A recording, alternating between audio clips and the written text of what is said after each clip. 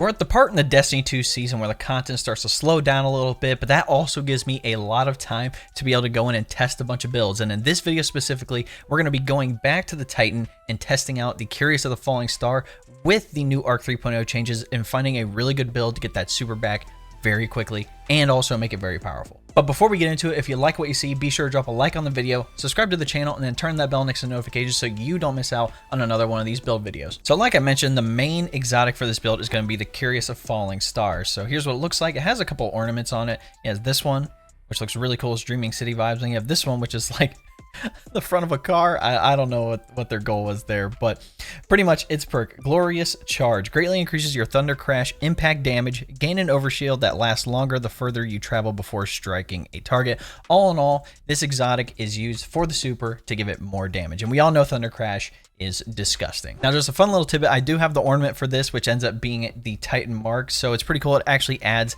an effect to the Titan mark and the exotic, which is cool.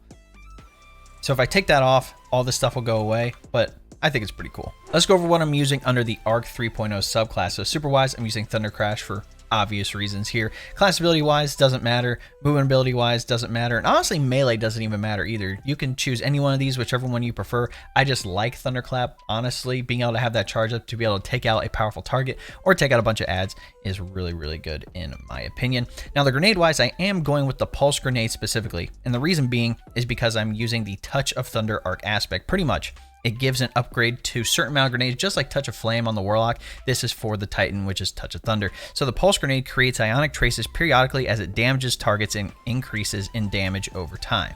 So the main thing here is the ionic traces, because when you collect those, you gain ability energy, and I want my abilities back quickly for this build. Now, the fragments I'm using, first up, Spark of Resistance. I feel like we all have heard this a million times. It's just really good. While you're surrounded by combatants, you are more resistant to incoming damage. Again, that's always a good thing. Next up, Spark of Magnitude. Your lingering arc grenades, which can be Lightning, Pulse, or Storm, have an extended duration. So again, that'll stack on top of Touch of Thunder with that. And then also, I'm using Spark of Amplitude. You know, rapidly defeating targets while you're amplified creates an orb of power. And the way we become amplified is the other exotic, which is Knockout. Essentially, critically wounding a target or breaking their shield infuses your melee attacks with arc energy and increases your melee range and damage for a short time.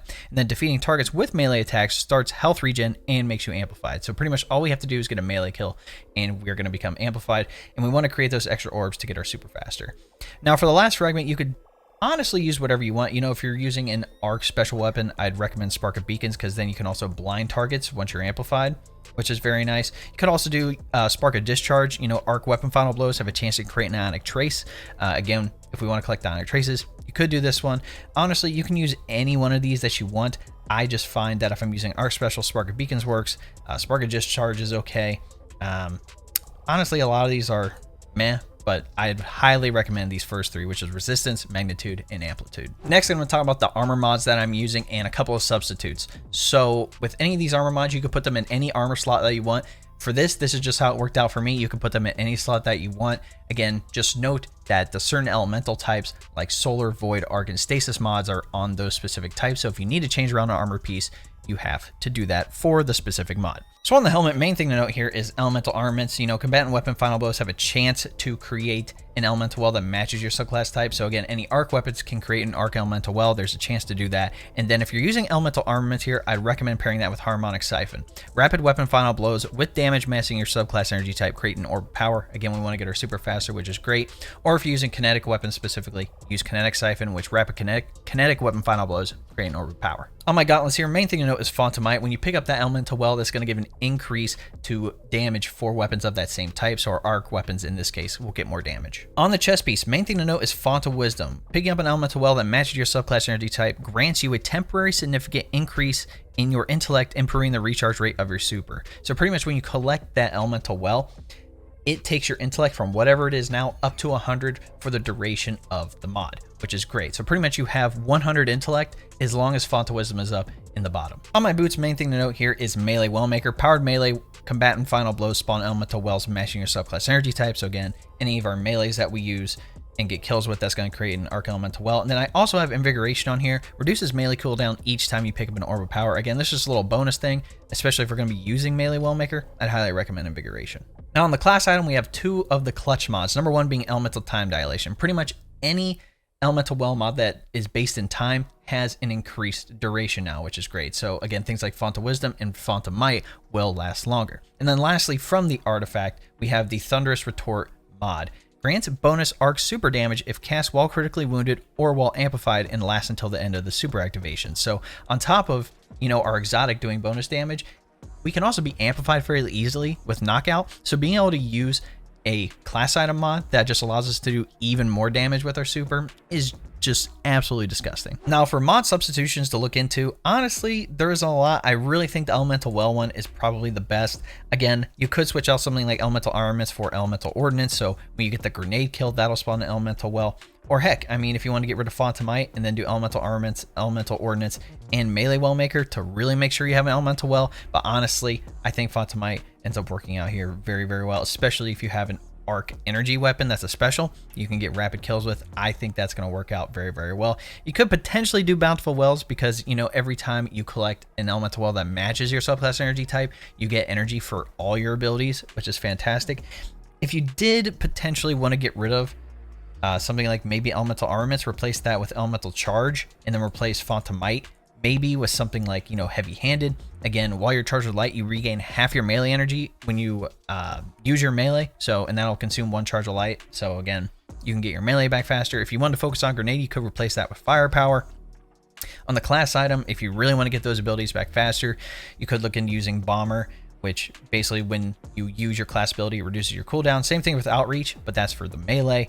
And then again, on the legs here, instead of, Invigoration, if you have Solar, you could do Innervation, which when you pick up a Orb of Power, it reduces your grenade cooldown. Again, I feel like there's a couple options here, but I feel like my build specifically is probably the easiest way to go. Now, the stats to focus on here, obviously Resilience. I feel like I say this every video, and plenty of other creators do as well, but having 100 Resilience is key. 40% damage reduction in PvE. That is absolutely disgusting.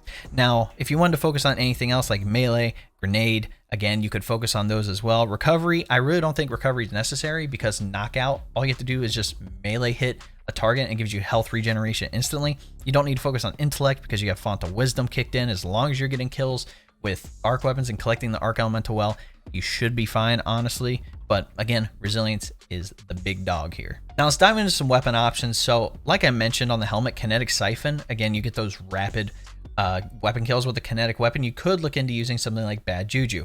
Its perk, String of Curses, kills refill the magazine, increase damage for a short duration, and grant super energy based on the strength of String of Curses, plus fires full auto. So pretty much you get auto reload, extra damage, and extra super energy. And then I have the Catalyst here, so it extends the duration of String of Curses. So again, if you need to get a kill again, it'll last longer, so that allows you to get that String of Curses stack times 5, potentially easier, especially if you're like in between engagements or whatever. But this thing is absolutely disgusting. Now, like I did mention before, again, we have Spark Amplitude here. While we're amplified, we rapidly defeat targets. That's going to create an Orb of Power. And then again, something like Harmonic Siphon, Rapid Weapon, Final Blows that match your subclass energy type will create an Orb of Power. So again, special weapons will be good here. So again, things like Salvager Salvo, which is a seasonal one from Season of whatever the heck it was called. Season of the Chosen, that's what it was called.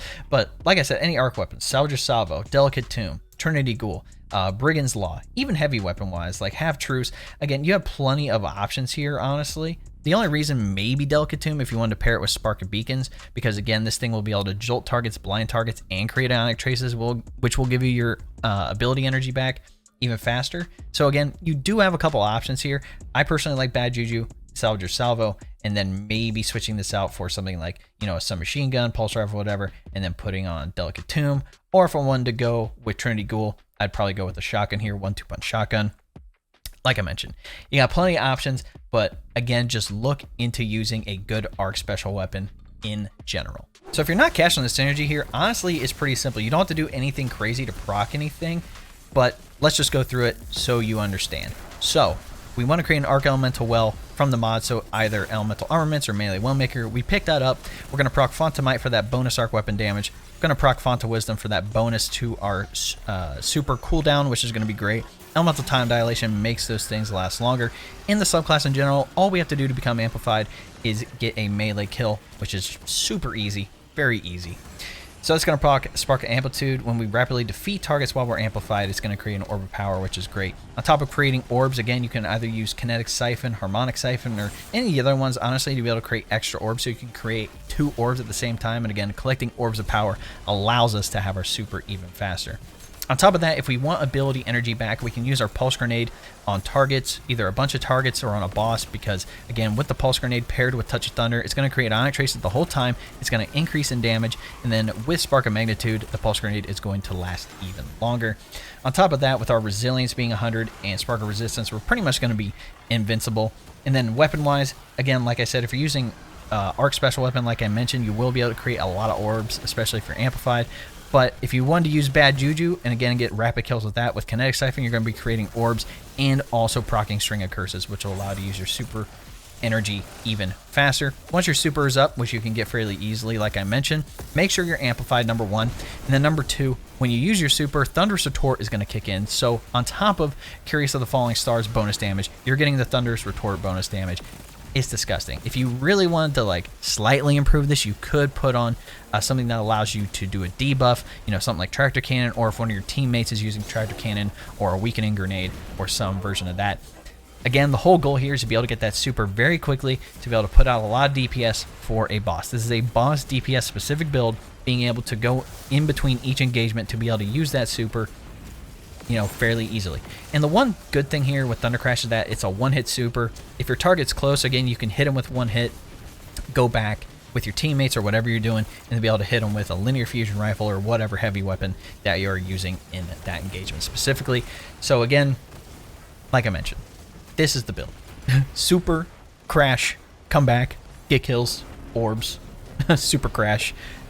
That's pretty much it. Alright guys, that is my Arc 3.0 Cuirass of the Falling Star fast, powerful Super Titan build. If you guys like what you saw, again, you can always drop a like on the video, subscribe to the channel, and turn the bell next to notifications so you don't miss out on another one of these videos.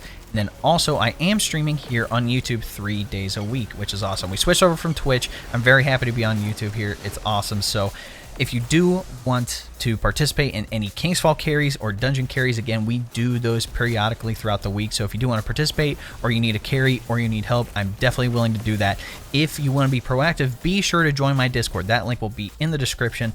Again, we do talk about Destiny. People are looking to do activities, but we also talk about anime, PC tech, and a bunch of other topics as well. Lastly, if you didn't know, we hit YouTube Partner recently, which is awesome, and it's given us access to a bunch of features, one of them being memberships. If you don't know what a membership is, it is essentially like a Twitch subscription. Again, that will give you access to exclusive emotes, the monthly badges, and other stuff here on the channel. If you want to look into that, all you have to do is press the join button next to subscribe, and again, it's up to you if you want to join as a member. I'm not going to pressure you to do it, but again, it is one fantastic way to support me. But anyway, guys, hope you like the video. Catch you in the next one. Cheers!